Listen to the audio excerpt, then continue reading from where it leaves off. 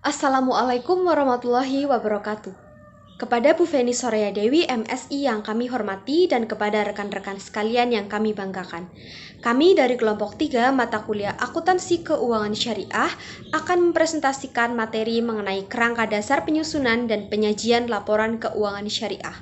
Untuk anggota kelompok kami ini beranggotakan yang pertama ada Dwi Oktaviani NPM 0031, yang kedua ada Muhammad Fahri Santoso NPM 0032, yang ketiga ada Ahmad Hendra Wijaya NPM 0034, yang keempat ada Syarifah Lailatul Husna NPM 0043, yang kelima ada saya sendiri Sita Oktaviani NPM 0052, dan yang terakhir ada Putri Puspita Ningrum NPM 0065.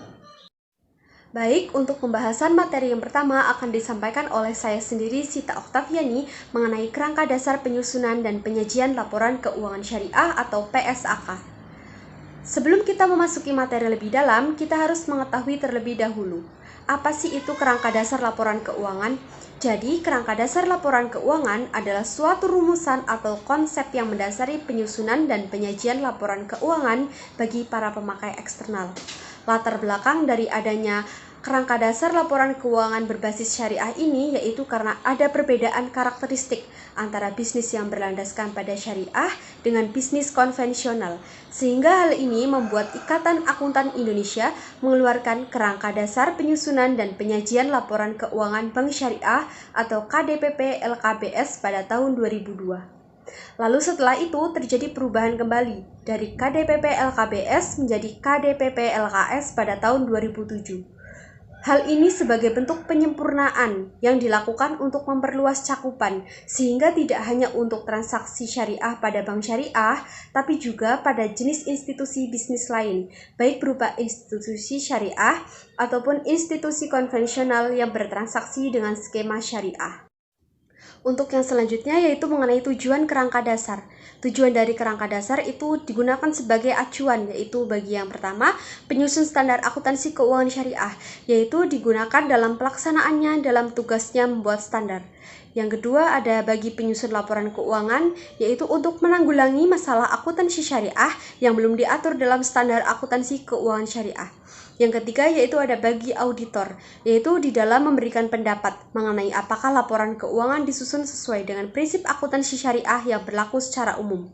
Yang keempat yaitu ada bagi para pemakai laporan keuangan, yaitu dalam menafsirkan informasi yang disajikan dalam laporan keuangan yang disusun sesuai dengan standar akuntansi keuangan syariah. Untuk yang selanjutnya yaitu mengenai para pemakai laporan keuangan. Jadi para pemakai laporan keuangan ini terdiri dari yang pertama ada investor sekarang dan investor potensial. Hal ini karena mereka harus memutuskan apakah akan membeli, menahan, atau menjual investasi atau penerimaan dividen. Yang kedua yaitu ada pemilik dana ART, yaitu untuk mengetahui apakah dana ART dapat dibayar pada saat jatuh tempo. Yang ketiga yaitu pemilik dana syirkah temporer, yaitu untuk pengambilan keputusan pada investasi yang memberikan tingkat pengembalian yang bersaing atau aman. Pemakai laporan keuangan yang keempat yaitu ada pemilik dana titipan, yaitu untuk memastikan bahwa titipan dana dapat diambil setiap saat. Yang kelima yaitu pembayar dan penerima zakat, infak, sedekah, dan wakaf, yaitu untuk informasi tentang sumber dan penyaluran dari dana tersebut. Yang keenam yaitu ada pengawas syariah, yaitu untuk menilai kepatuhan pengelolaan lembaga syariah terhadap prinsip syariah. Yang ketujuh yaitu bagi karyawan, yaitu untuk memperoleh informasi tentang stabilitas dan profitabilitas entitas syariah. Yang kedelapan yaitu pemasok dan mitra usaha lainnya, yaitu untuk memperoleh informasi tentang kemampuan entitas dalam membayar utang pada saat jatuh tempo. Yang kesembilan yaitu pelanggan, yaitu untuk memperoleh informasi tentang kelangsungan hidup entitas syariah. Yang kesepuluh yaitu ada pemerintah serta lembaganya, yaitu untuk memperoleh informasi tentang aktivitas entitas syariah, perpajakan, serta kepentingan nasional lainnya. Dan yang terakhir yaitu ada masyarakat, yaitu untuk memperoleh informasi tentang kontribusi entitas terhadap masyarakat dan negara. Baik, untuk yang selanjutnya yaitu mengenai paradigma transaksi syariah. Transaksi syariah berlandaskan pada paradigma bahwa alam semesta diciptakan oleh Tuhan sebagai amanah kepercayaan ilahi dan sarana kebahagiaan hidup bagi seluruh umat manusia untuk mencapai kesejahteraan hakiki secara material dan spiritual atau falah. Paradigma dasar ini menekankan bahwa setiap aktivitas manusia memiliki akuntabilitas dan nilai ilahiyah yang menempatkan perangkat syariah dan akhlak sebagai parameter baik dan buruk, benar dan salahnya aktivitas usaha. Selanjutnya, saya Dwi Oktaviani NPM 20.01.02.0031 akan melanjutkan presentasi dari rekan saya. Untuk lanjutannya, yaitu keempat, keseimbangan atau tawazun. Transaksi harus memperhatikan keseimbangan aspek material dan spiritual, aspek privat dan publik, sektor keuangan dan real, bisnis dan sosial, serta keseimbangan aspek pengembangan dan pelestarian. Transaksi syariah tidak hanya memperhatikan kepentingan pemilik semata, tetapi memperhatikan kepentingan semua pihak sehingga dapat merasakan manfaat adanya suatu kegiatan ekonomi tersebut. Yang kelima, universalisme atau syumuliyah. Transaksi syariah dapat dilakukan oleh, dengan, dan untuk semua pihak yang berkepentingan tanpa membedakan suku, agama, dan ras golongan, sesuai dengan semangat kerahmatan semesta atau rahmatan lil alamin. Karakteristik transaksi syariah. Yang pertama, transaksi hanya dilakukan berdasarkan prinsip saling paham dan saling ridho. Yang kedua, prinsip kebebasan bertransaksi diakui sepanjang objeknya halal dan baik. Yang ketiga, uang hanya berfungsi sebagai alat tukar dan satuan pengukur nilai, bukan sebagai komoditas. Yang keempat, tidak mengandung unsur riba. Yang kelima, tidak mengandung unsur kezaliman. Yang keenam, tidak mengandung unsur masyir. Yang ketujuh, tidak mengandung unsur gharar. Yang kedelapan, tidak mengandung unsur haram. Yang kesembilan, tidak menganut prinsip nilai waktu dari uang atau time value of money, karena keuntungan yang didapat dalam kegiatan usaha terkait dengan risiko yang melekat pada kegiatan usaha tersebut, sesuai dengan prinsip al-ghulmu bil-ghurni atau no gain without accompanying risk. Yang ke-10, transaksi dilakukan berdasarkan suatu perjanjian yang jelas dan benar serta untuk keuntungan semua pihak tanpa merugikan pihak lain. Yang ke-11, tidak ada distorsi harga melalui rekayasa permintaan. Dan yang terakhir, tidak mengandung unsur kolusi dengan suap-menyuap. Tujuan laporan keuangan. Menurut KDPP-LKS, tujuan dari laporan keuangan adalah menyediakan informasi yang menyangkut posisi keuangan, kinerja, serta perubahan posisi keuangan suatu entitas syariah yang bermanfaat bagi sejumlah besar pemakai dalam pengambilan keputusan ekonomi. Beberapa tujuan lain diantaranya yaitu, yang pertama, meningkatkan kepatuhan terhadap prinsip syariah dalam semua transaksi dan kegiatan usaha. Yang kedua, informasi kepatuhan entitas syariah terhadap prinsip syariah, serta informasi aset, kewajiban, pendapatan, dan beban yang tidak sesuai dengan prinsip syariah bila ada, dan bagaimana perolehan dan penggunaannya. Yang ketiga, informasi untuk membantu mengevaluasi pemenuhan tanggung jawab entitas syariah terhadap amanah dalam mengamankan dana, menginvestasikannya pada tingkat keuntungan yang layak. Yang keempat, informasi mengenai tingkat keuntungan investasi yang diperoleh penanam modal dan pemilik daya syirkah temporer, dan informasi mengenai pemenuhan kewajiban atau obligation, fungsi sosial entitas syariah atau pengelolaan zakat, infak, wakaf, dan sedekah. Bentuk laporan keuangan. Laporan keuangan entitas syariah terdiri atas berikut ini. Yang pertama, posisi keuangan entitas syariah disajikan sebagai neraca. Laporan ini menyajikan informasi tentang sumber daya yang dikendalikan, struktur keuangan, likuiditas, dan solvabilitas, serta kemampuan beradaptasi terhadap perubahan lingkungan. Laporan ini berguna untuk memprediksi kemampuan perusahaan di masa yang akan datang. Yang kedua, informasi kinerja entitas syariah disajikan dalam laporan laba rugi. Laporan ini diperlukan untuk menilai perubahan potensial sumber daya ekonomi yang mungkin dikendalikan di masa depan. Yang ketiga, informasi perubahan posisi keuangan entitas syariah yang dapat disusun berdasarkan definisi dana seperti seluruh sumber daya keuangan, modal kerja, aset likuid atau kas. Kerangka ini tidak mendefinisikan dana secara spesifik, akan tetapi melalui laporan ini dapat diketahui aktivitas investasi, pendanaan, dan operasi selama periode pelaporan.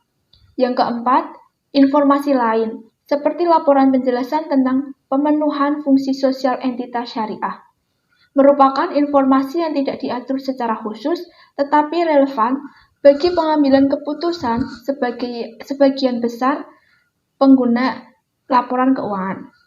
Yang terakhir, catatan dan schedule tambahan merupakan penampung dari informasi tambahan yang relevan termasuk pengungkapan tentang risiko dan ketidakpastian yang mempengaruhi entitas, informasi tentang segmen industri dan geografi, serta pengaruh perubahan harga terhadap entitas juga dapat disajikan.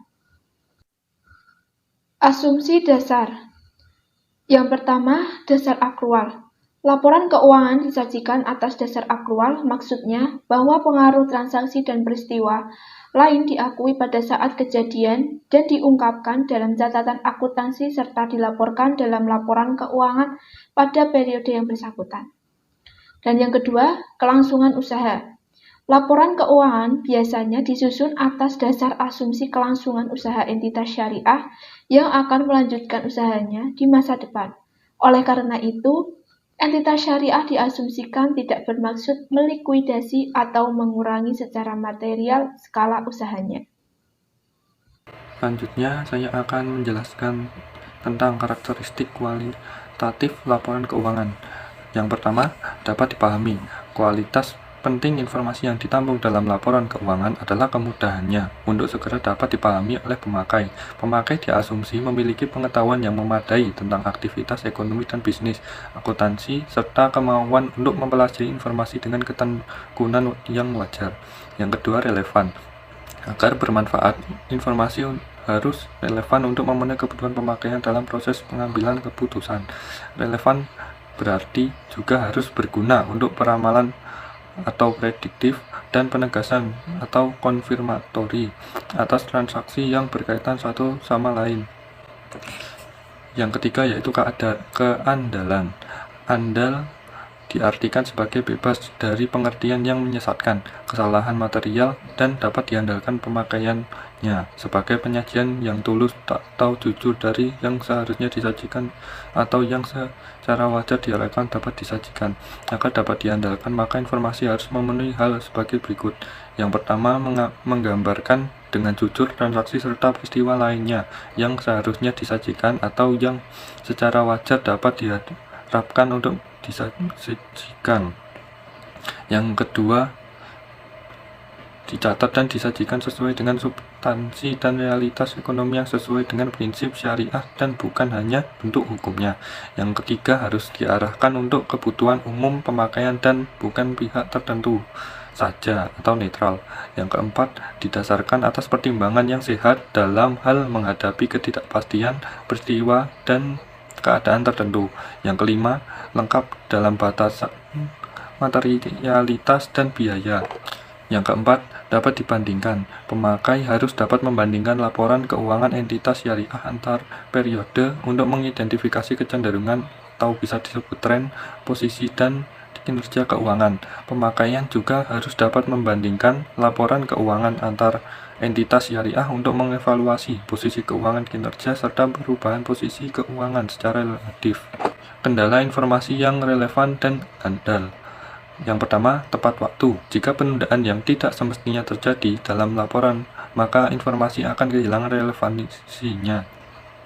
Manajer perlu menyeimbangkan antara pelaporan tepat waktu dan ketentuan informasi andal. Dalam mencapai keseimbangan, pengambilan keputusan merupakan pertimbangan yang menentukan. Yang kedua, keseimbangan antar biaya dan manfaat. Keseimbangan antara biaya dan manfaat lebih merupakan suatu kendala yang dapat terjadi atau komprehensif dari suatu karakteristik kualitatif. Manfaat yang dihasilkan informasi seharusnya melebihi biaya penyusunannya. Cara substansi, evaluasi biaya dan manfaat merupakan suatu proses pertimbangan atau bisa disebut judgment proses. Unsur-unsur laporan keuangan. Yang pertama, komponen laporan keuangan yang mencerminkan kegiatan komersial yang terdiri atas laporan posisi keuangan, laporan laba, rugi, laporan arus kas, serta laporan perubahan ekuitas. Posisi keuangan yaitu unsur yang berkaitan dengan pengukuran posisi keuangan contohnya adalah aset, kewajiban, dana sirkah, temporer, dan ekuitas. Kinerja yaitu unsur yang berkaitan dengan pengukuran penghasilan bersih atau bisa disebut laba, dan contohnya yaitu penghasilan dan beban. Yang kedua, komponen laporan keuangan yang mencerminkan kegiatan sosial meliputi laporan sumber dan penggunaan dana zakat, serta laporan sumber dan penggunaan dana kebajikan.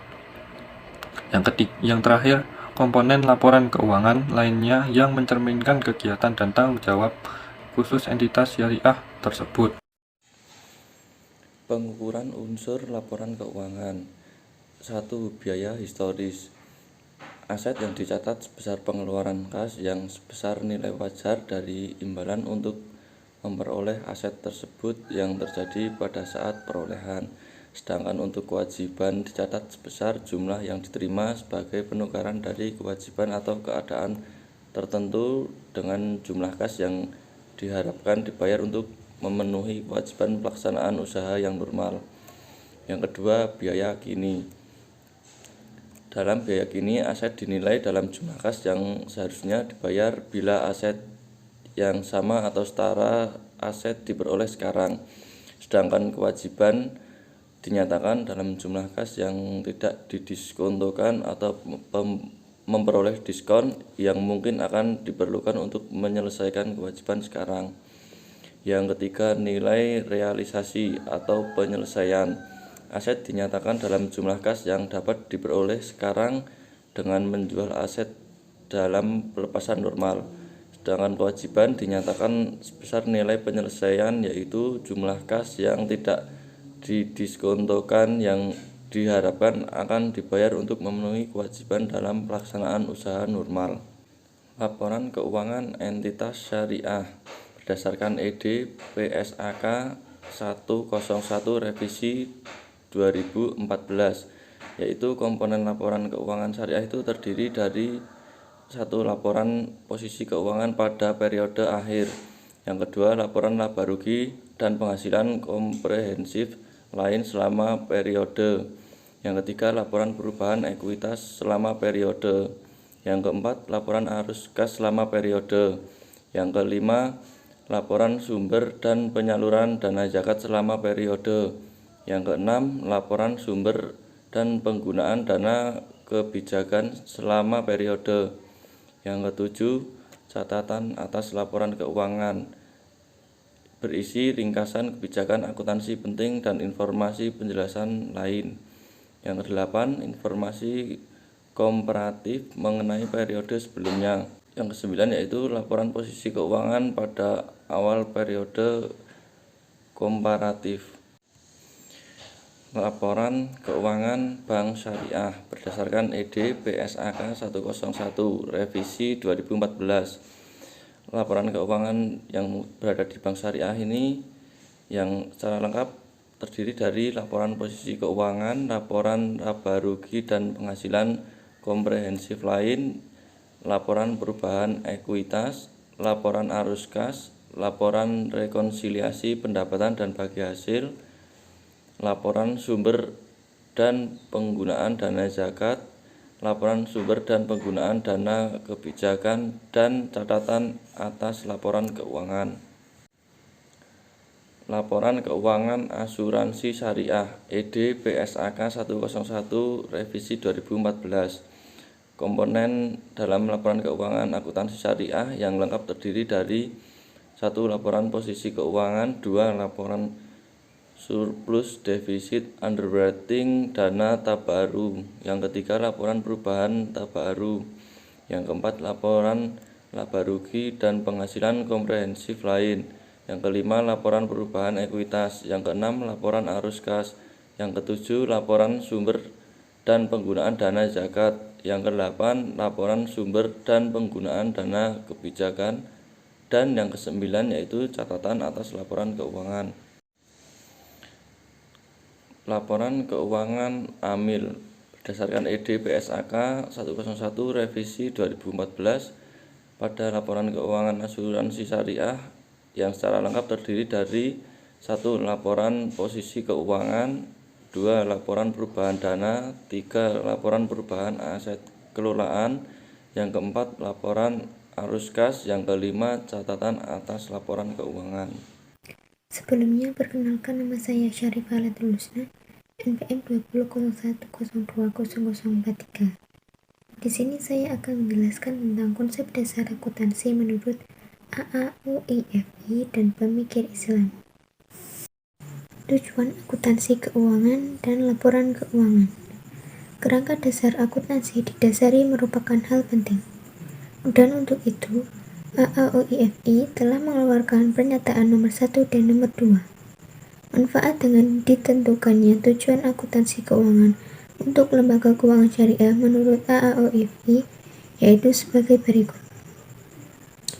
Yang pertama, dapat digunakan sebagai panduan bagi dewan standar untuk menghasilkan standar yang konsisten. Yang kedua, tujuan akan membantu bank dan lembaga keuangan syariah untuk memilih berbagai alternatif metode akuntansi pada saat standar akuntansi belum mengatur. Yang ketiga, tujuan akan membantu untuk memandu manajemen dalam membuat pertimbangan atau judgement pada saat akan menyusun laporan keuangan. Yang keempat, tujuan jika diungkapkan dengan baik akan meningkatkan kepercayaan pengguna serta meningkatkan pemahaman informasi akuntansi sehingga akhirnya akan meningkatkan kepercayaan atas lembaga keuangan syariah. Dan yang terakhir, penetapan tujuan yang mendukung penyesuaian standar akuntansi yang konsisten. 1. Tujuan akuntansi keuangan. Yang pertama, untuk menentukan hak dan kewajiban dari pihak yang terlibat dengan lembaga keuangan syariah tersebut, termasuk hak dan kewajiban dari transaksi yang belum selesai, terkait dengan penerapan, kewajaran dan ketaatan atas prinsip dan etika syariah Islam. Yang kedua, untuk menjaga aset dan hak-hak lembaga keuangan syariah. Yang ketiga, untuk meningkatkan kemampuan manajerial dan produktivitas dari lembaga keuangan syariah. Dan yang terakhir, untuk menyiapkan informasi laporan keuangan yang berguna kepada pengguna laporan keuangan sehingga mereka dapat membuat keputusan yang tepat dalam berhubungan dengan lembaga keuangan. 2. Tujuan laporan keuangan kepada pengguna informasi luar. Yang pertama, memberikan informasi tentang kepatuhan lembaga keuangan syariah terhadap syariah Islam, termasuk informasi tentang pemisahan antara pendapatan dan pengeluaran yang boleh dan tidak menurut syariah Islam. Yang kedua, memberikan informasi tentang sumber daya ekonomi dan kewajiban lembaga keuangan syariah. Yang ketiga, memberikan informasi kepada pihak yang terkait dengan penerimaan dan penyaluran zakat kepada lembaga keuangan syariah. Yang keempat, memberikan informasi untuk mengestimasi arus kas yang dapat direalisasikan, waktu realisasi dan risiko yang mungkin timbul dari transaksi dengan lembaga keuangan syariah. Yang kelima, memberikan informasi agar pengguna laporan keuangan dapat menilai dan mengevaluasi lembaga keuangan syariah apakah telah menjaga dana serta melakukan investasi dengan tepat termasuk memperoleh imbal hasil yang memuaskan. Dan yang keenam, memberikan informasi tentang pelaksanaan tanggung jawab sosial dari lembaga keuangan syariah. Pemakai dan kebutuhan informasi. Pemakai laporan keuangan menurut AAUIFI antara lain: 1. Pemegang saham, 2. Pemegang investasi, 3. Pemilik dana atau bagi deposan bank. 4. Pemilik dana tabungan. 5.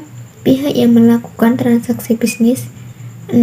Pengelola zakat. Dan yang terakhir 7. Pihak yang mengatur. Paradigma, asas, dan karakteristik transaksi syariah.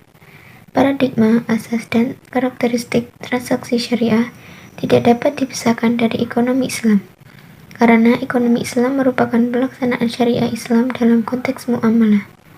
Prinsip dasar dalam ekonomi Islam menurut Ibnu Al-Arabi adalah sebagai berikut. Pertama, tidak boleh adanya bunga dan perdagangan tersebut dalam halal. 2. Tidak boleh dilakukan secara tidak adil. Yang ketiga, tidak boleh memasukkan hal-hal yang belum pasti atau keadaan yang tidak jelas. Yang keempat, harus mempertimbangkan al-makasih dan al-masalih. Al-makasih adalah tujuan harus selalu disesuaikan dengan tuntunan Islam, sedangkan al-masalih adalah kesejahteraan atau perbaikan di muka bumi. Saya Putri Puspitanirum, NPM 2001020065. Saya akan melanjutkan materi bentuk laporan keuangan. Laporan keuangan yang diminta oleh AAO IV antara lain adalah yang pertama, laporan perubahan posisi keuangan, laporan laba rugi, laporan perubahan ekuitas atau laporan perubahan saldo. Yang keempat adalah laporan arus kas. Yang kelima adalah laporan perubahan investasi yang dibatasi dan ekuivalennya. Yang keenam adalah laporan sumber dan penggunaan dana zakat serta dana sumbangan. Yang terakhir adalah laporan sumber dan penggunaan dana Qard Hasan.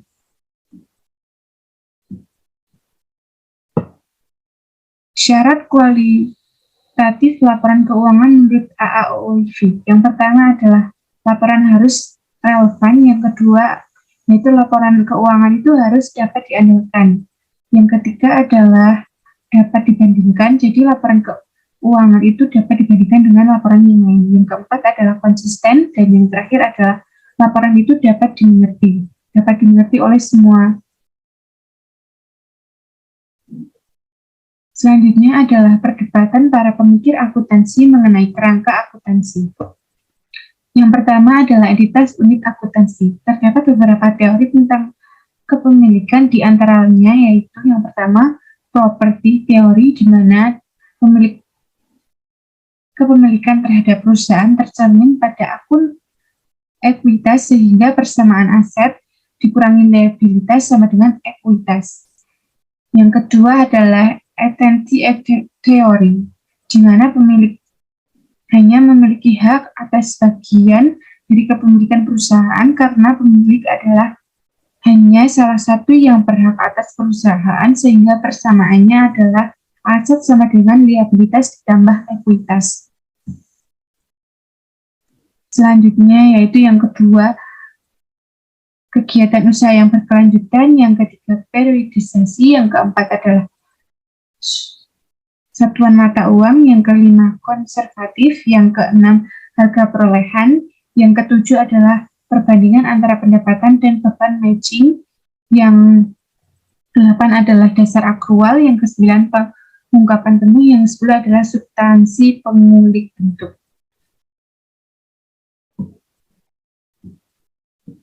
Beberapa pemikiran terkait dengan masa depan. Yang pertama adalah neraca yang menggunakan nilai aset, nilai saat ini, current value atau balance asset, untuk mengatasi kelemahan dari historical cost yang cocok dengan pola perhitungan zakat yang mengharuskan perhitungan kekayaan dengan nilai sekarang.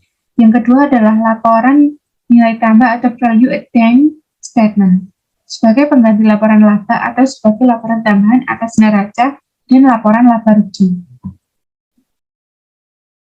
Terima kasih, sekian presentasi dari kelompok kami. Apabila ada kesalahan yang disengaja maupun tidak sengaja, kami mohon maaf yang setulus-tulusnya.